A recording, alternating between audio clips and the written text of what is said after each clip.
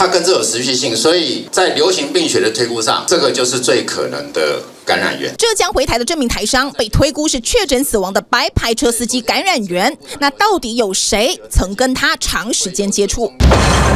？1月22号下午4点多，他从大陆飞回中部，因为时间上已经超过20天，航空公司说目前没有接到防疫指挥中心对这一名乘客的任何调查，不过强调中港澳回台航班飞机都会消毒。当时浙江的病例数并没有那么高的一个风险等级，所以目前可能还没有动作。目前就看中央的一个评估结果。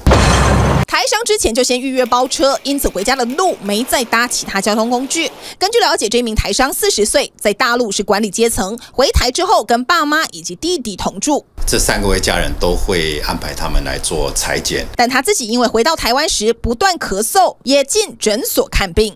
医师通常会像这样利用鸭舌棒看他咽喉扁桃腺状况，在大医院医疗废弃物会有专属而且加盖的垃圾桶。不过浙江台商在12天内5度进到诊所去看病，诊所医师要不要采检？因为这2家诊所它感控的部分做得蛮严谨的哈，病人进去都有戴口罩，然后负责诊疗的这个医师也都有戴口罩，所以依照中央的防疫医师的评估是属于一个可承受的风险，所以我们现在对这2位医师做自主健康管理。卫生局说，这一名浙江台商过年期间不断咳嗽，因此很少出门，主要的外出是到2家诊所看病，加上与他有密切接触的人目前没有症状，时间也过了14天的潜伏期，因此未来的后续作为将等中央风险评估。TVBS 新闻陈志忠中部采访报道。网上看新闻，请下载 TVBS App 或直接按订阅 TVBS 新闻频道。